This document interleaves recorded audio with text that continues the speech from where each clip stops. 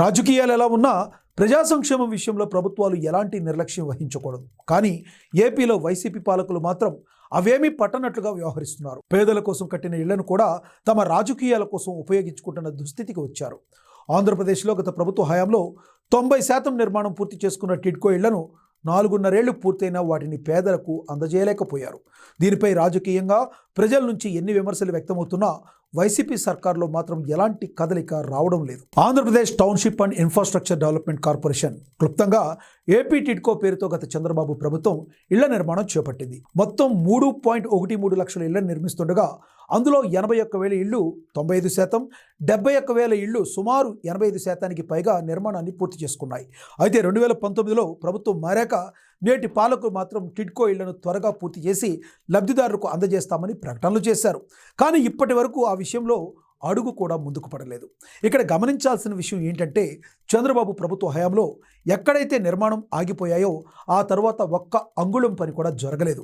చాలా చోట్ల టిడ్కో ఇళ్లకు వైసీపీ రంగులు వేసుకోవడం తప్ప నిర్మాణ పనులు చేపట్టలేదు. ఓవైపు ముఖ్యమంత్రి జగన్, మరోవైపు మంత్రులు గత 4.5 ఏళ్లలో ఈ టిడ్కో ఇళ్ల విషయంలో రకరకాల ప్రకటనలు చేశారు. 2022 మార్చిలో ఏకంగా అసెంబ్లీలోనే టిడ్కో ఇళ్లపై సీఎం జగన్ ప్రకటన చేశారు. మరికొన్ని నెలల్లోనే నిర్మాణం పూర్తి చేసి పేదలకు ఇళ్లను అందజేస్తామంటూ స్పష్టం చేశారు. కానీ మాటలు కోటలు దాటుతున్నా చేతలు మాత్రం అడుగు కూడా కదలట్లేదు.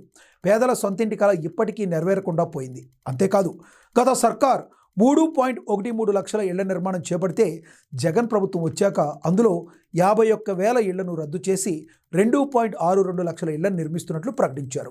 అయినా ప్రకటించినంత మేరకు పూర్తి చేశారా అంటే అది లేదు. పేదల ఇళ్ల విషయంలో జగన్ ప్రభుత్వం కాస్త దృష్టి పెట్టి ఉంటే ఏనాడో ఆ ఇళ్లు పేదల గృహప్రవేశం చేసేవారని, కానీ ఈ విషయంలో నియంతృత్వ ధోరణితో వెళుతున్నారని ప్రతిపక్షాలు ఆగ్రహం వ్యక్తం చేస్తున్నాయి. ఇళ్ల నిర్మాణాన్ని పూర్తిగా టిడ్కో కార్పొరేషన్కి అప్పగించి ప్రభుత్వం చేతులు దులుపుకున్నట్లు అర్థమవుతుంది. ఎందుకంటే ఈ 4 ఏళ్లలో ఇళ్ల నిర్మాణం కోసం 9,000 కోట్లు ఖర్చు చేస్తే అందులో ఏపీ ప్రభుత్వం వాటా కేవలం 1,500 కోట్లు మాత్రమే.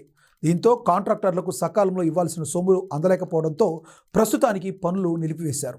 ఇటు బ్యాంకులు కూడా రుణాల మంజూరు విషయంలో ఆచితూచి వ్యవహరిస్తున్నాయి.